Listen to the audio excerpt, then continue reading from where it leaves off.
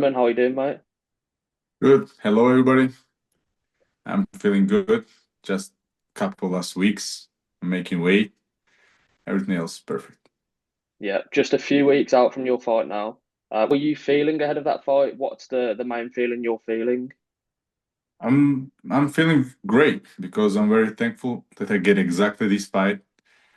Because I think, mm, without offending anybody, first of all, my opponent, I think that I won my last fight with him against him, and I want to answer all the questions. Who definitely everybody have. And this fight, I hope, will give answers to everybody. Yeah. So, I mean, since your last fight against Marvin, you've gone on and had a few very impressive performances. Um, did you expect this to be the matchup the UFC gave you, or were you expecting something a little bit different? You know, as long they are giving somebody higher than me ranked, I'm okay. And especially if we are talking about this fight, I wanted this fight, but I didn't expect that they will give me this opponent. But it's very good because I wanted this fight very much. But I never asked UFC. It was their decision. Yeah. And obviously, the first fight against Marvin was scored quite controversially. A lot of people had you winning that fight. Um, it was classed as quite a war between you both. It was one of the best fights of the year. Um, what did you learn about Marvin in that fight? Obviously, 3 rounds, very closely contested. What was the main sort of feeling coming out of that fight, and what you learned about Marvin? Marvin is very durable fighter. He's tough, good opponent. Of course, he had some problems in his career. He got injured and stuff like that, and I hope he will be in best shape, in his best shape for our fight. But I think that now I'm more prepared because I know exactly what he will do, how he moves, how he reacts on my movement. And but main thing what I can tell and point on, I think he's very durable guy. Like it's hard to finish. Yeah. And is that what you're expecting in this fight? Are you expecting another really closely contested fight with Marvin where you have to show your whole skill set? This time I'm much more prepared. This time I understand game more. Not only about my next opponent. I learned a lot of stuff from my previous fight and fights what I fought after him. And now I know more what I need to do to show them, listen, I'm the guy who won that fight. But deep inside, I still want to be the first who will stop him. I will do everything for that. But main focus on what I'm focused on, I want just win this fight.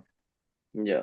And you've touched on it before. Marvin's kind of gone through a lot of injuries in his career. He hasn't been active for the last 2 or so years. So are you expecting that to be an advantage for you, the fact that you've been continuing to fight against high level opponents, whereas he hasn't been active recently? I don't want to have advantage like that. I'm not that guy. I want to fight best opponents, and I hope and I wish Marvin that he will be in his best shape and will show a good fight, and everybody will like it. And as I mentioned already, we will give the answer: who is the best and who won that fight. Yeah. And something I want to talk to you a little bit about as well, Roman. I heard in an interview that you mentioned how you didn't start training MMA till you were 28 years old, which is quite late for a lot of people. Just talk to us about your journey in mixed martial arts and what made you want to pursue a career in mixed martial arts. That's a very interesting question because I was a soccer player. Uh, let's say, right, not soccer, football Football, player. football. Yes, I agree with you. And I was a football player, goalkeeper, and I liked what I was doing. I loved football very much, and I was playing in good teams, but I didn't reach the levels where I want to be. I'm in life. I'm a guy who want to get maximum in everything what he's doing, and I didn't reach that maximum. But I was playing professional in the age of 18 when I didn't go to the better team where I wanted to be. I decided I need to go because my family is very educated, and for them, most important was education. And I listened them. We together made decision, and I decided to go to university in Ukraine. And it was, I think, I was 22 years old when I was all my life in sport, and it was hard for me without sport, just in university and it's all.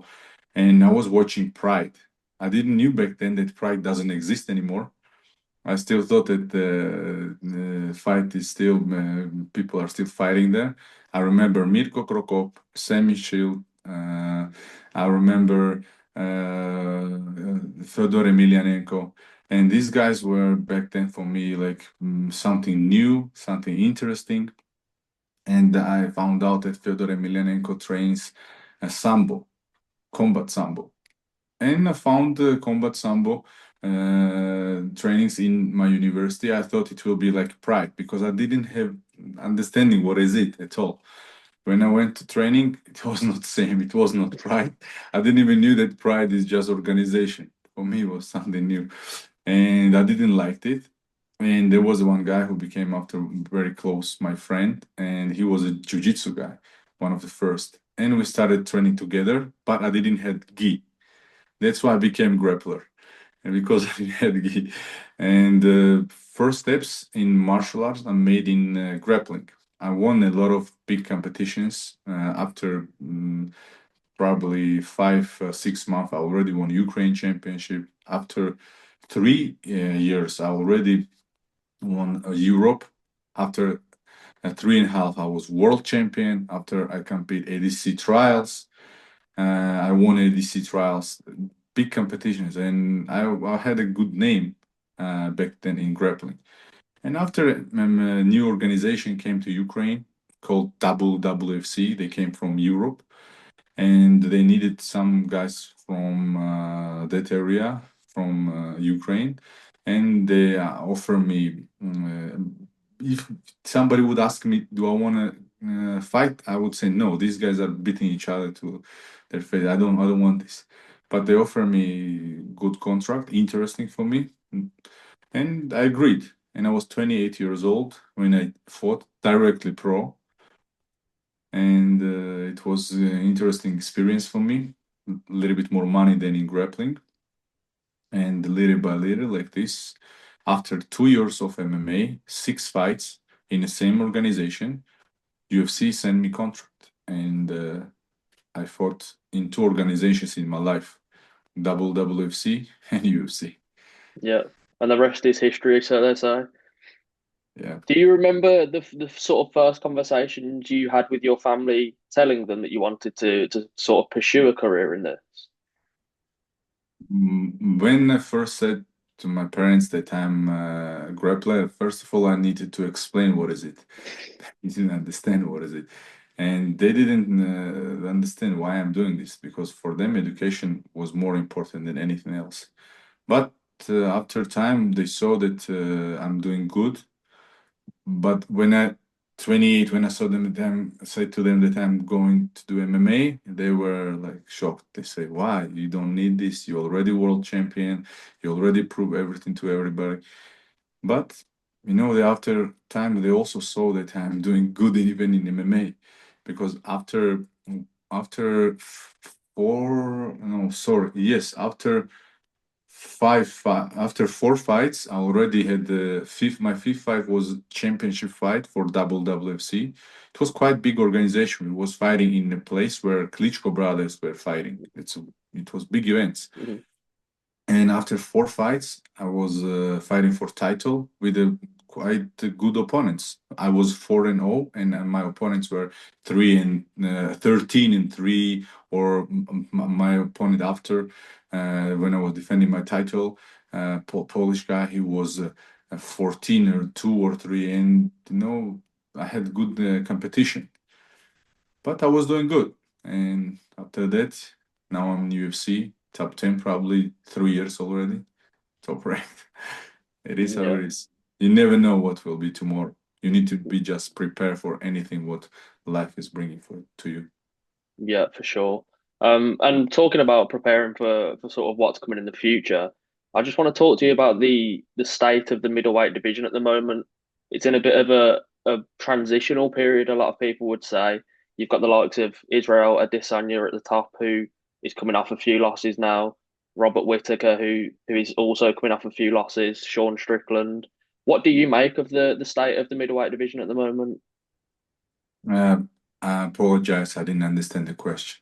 So, what do you make of the state of the middleweight division at the moment towards the top in terms of older fighters sort of Um, nearing the end of their careers? yeah, I think this is a new era. Era is changing, and I will say there are a lot of guys who already deserve to fight for title, but there are so many that they need to be in line, and it takes time. And I think that after this fight also will be something interesting for me because all these guys need to fight. They can't just wait 1 or 2 years when they will fight for title.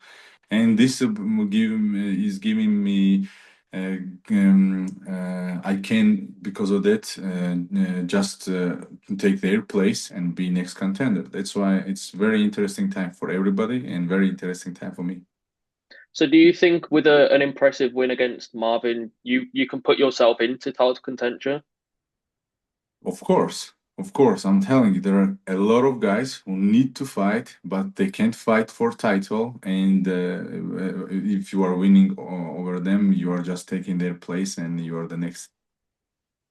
So, in terms of the champion of your division, Dricus du Plessis, he's someone that gets quite a lot of criticism from the fans because of his fight style. Sometimes he may look a bit sloppy in his fights, a bit unorthodox. What do Yeah, you make of him as a fighter, and how do you sort of see him? I think he is a great fighter, and he proved this. It's there is no doubt. No matter what are people talking, they can talk whatever they want from their couch, you know. But this guy is a champion, and you need to respect what he's doing. And I don't have nothing against him. He's just doing what he needs to do, and he that's why he's a champion. That's all. I Yeah, like his style. I like this wild style. That's what I like. That's why he's winning everybody else. yeah, for sure.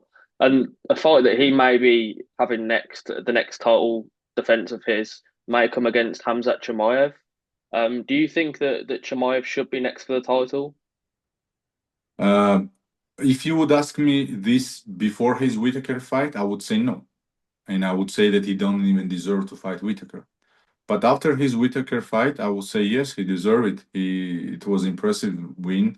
I always wanted to fight against Hamzat because why? Because I think he's one of the best in his division, and he truly deserved for now to fight for title. And it will not be easy fight for any of them. And I'm very interested who will win that fight. Very much interested. And how do you see that fight going? Do you think it plays into Hamzat's strengths a little bit with the wrestling, maybe? Hamzat is a fighter who can take down anybody, but not. I don't think he can finish everybody on the ground. And when he can't finish, then he get in trouble because he get gas out. But still, maybe he can win in earlier rounds. But after him, probably he will have problem. But he still have this chance because he's a great fighter. Yeah. And somebody else that's sort of near the top of the division is Nasruddin Imavov. Obviously, you've shared the cage with Nasruddin. Is that a fight that you look at and that you would like to get back as well, similar to this Vettori fight? Of course, it's interesting fight for me. It was a great fight. He is a great fighter, very good high level technique, very good high level striker. And there is other reasons why I wasn't in the shape what I was supposed to be for fight. I never tried to find excuses. He won that fight, 100%. But I want to be in a better shape, and I want to prove like I will do this after this fight that I can be much, much, much better, and I can use all my skills what I have. one of the biggest problems of mine is like I just don't use my best sides. I don't use my grappling sometimes. Why? Don't even ask me because I don't know the answer. But I think sometimes I need to use it, and some because I always rely on my power.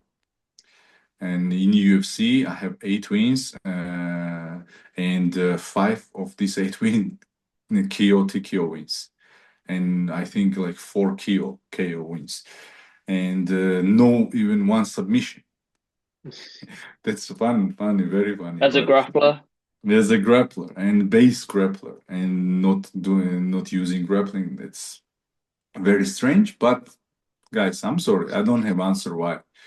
But I will try to change all this, and I will try to use. It depends, of course, who is your opponent. yeah, Sometimes somebody you need to strike more, with somebody you need to grapple more. But with me, it was like I just want to fight. You want to fight? Let's fight, and that's all what I was doing. People think that I'm on such a high level already. Like 3 years, I'm top fighter and this and that, but they don't understand that I'm learning a lot of things. I still get experience. I still need to learn a lot of stuff. Until these days, every day I'm finding something new where I need to improve myself. And that's these changes I clearly can see in me, and that's what motivates me to move forward. Like I mentioned, I'm the person that who just uh, always try to be on the top, no matter what I'm doing in life. before we sort of wrap this up, I'd like to ask you a few fun questions if that's okay, just to spice up the interview a little bit. Yeah. Perfect. So the first one is, if you could change or add one rule in MMA, what would you change or add? Hmm. What I would do? Very good question. A lot I of don't people have. used to say the 12 to 6 elbow, but obviously that's changed now. You Yeah, yeah. can use the 12 to It's 6 elbow. it's not a big deal. I don't see that a lot of people using it and having trouble because they can Yeah. do it. It's like just it is thing just to say something. But I don't know. I like the pride rules. Dangerous, Yeah. very dangerous. But this was more like a fight. But if we are talking about fighter safety, maybe the decision is right. But I don't know.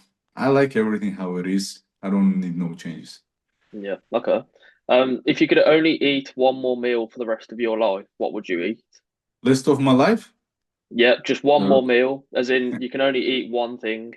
my life never ends because my life goes into my kids, my sons, and they Yeah. will resume. My life doesn't worth nothing for me if you want through now because my life goes after with my kids. But if I understand the question, if I will think about it, what kind of food I like most? Your favorite Uh, meal?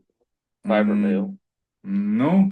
Um, No, when I'm going to nature, um, it's always hard because I'm always try to do some hardness for myself because exactly that's why I'm going there. And when you are making fire, you need to find place first of all where to do and how to do it. And when you are cooking there meat and how it tastes exactly there, it's completely different taste. This probably is the food what I like most, Yeah. like on meat on a real fire. Is there a famous Georgian traditional dish that you would recommend people to try? Yeah, there is a Georgian cheese bread called khachapuri. It's a very interesting thing, but don't eat a lot because you will be fat. Yeah. And what about the dumplings as well? That's quite a famous thing, Yes, isn't it? we call it khinkali. It's That's the very one. Yeah. interesting dish. Yes, very interesting. Yeah. Very good that you know about things like that about Yeah. Georgia. Yeah. It's quite Georgian tradition is quite similar to Greek, and I'm Greek, so it's quite a Mhm. similar sort of tradition. You know why? Because a lot of cities in Georgia, ancient cities, are also established, I think it's right word, by Greek. Yeah. But to me, where I'm from, Poti, you know Argonauts? No. There was a story about Argonauts who they came from Greek to Georgia Oh, okay. with a gold room. I don't forget the exact name with the gold thing, and these cities were made by Hmm. Greeks, and that's why probably, of course, we will have Yeah, a lot of similar yeah. traditions. So the next one is, if you're at training and you can only play one song, what song do you play? What song it will be? I love any traditional songs, but of course, and I'm listening to any traditional cultural songs from around the world.